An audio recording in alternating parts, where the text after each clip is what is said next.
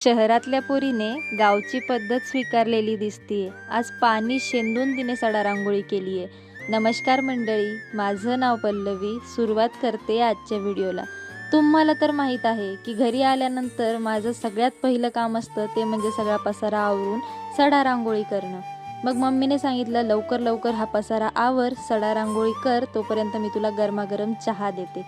म्हटलं ठीक आहे, तू चहा देणार असशील तर फास्ट काम करेल मी, कारण तर तुम्हा सगळ्यांना माहीतच आहे मी चाय लवर आहे ना। चहासाठी काय पण ह्या विचारधारणेची मी आहे।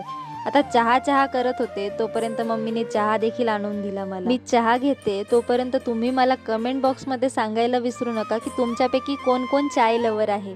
इथे माझा चहा घेऊन झालेला होता, लगेच साफसफाईला लागले, कारण सकाळची कामं ही वेळेत पूर्ण झाली तर दुपारची कामं नियमित टायमावर पूर्ण होतात। ही जी टोमॅटोची रोपटे दिसतात ना, याच्या मागची कहाणी सांगते तुम्हाला। मागे आपण एकदा चेरी टोमॅटोची चटणी केली होती बघा, ते टोमॅटो धुवून पाणी इथे फेकलं होतं, तर त्याचेच ही रोपटे आले। आता ह्या रोपट्यांना छान चेरी टोमॅटो आलेत। पुन्हा एकदा तोडताना मी व्हिडिओ काढेलच, पण आता मला घरातून पाणी आणायचा कंटाळा आलेला, म्हणून गावची पद्धत स्वीकारली। ती म्हणजे काय, टाकीतून पाणी शेंदून काढायची, पण त्याआधी बकेट स्वच्छ करून घेतली, कारण हेच पाणी आपल्याला वापरायसाठीही येतं। काहीही म्हणा, जुन्या पद्धती आणि गावच्या पद्धती या खरंच बेस्ट होत्या। सगळ्याच पद्धती विसरून कशा चालणार ना।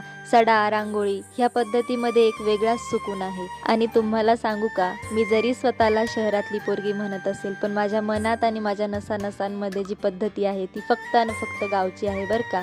माझ्या बोली भाषेतून थोडीफार शहरातली भाषा टपकत जरी असेल तरी माझ्या मनातून मी खरंच शहरातली नाही तर गावातली आहे। व्हिडिओ आवडला असेल लाईक करा, शेअर करा, सबस्क्राईब करायला विसरू नका। Bye bye.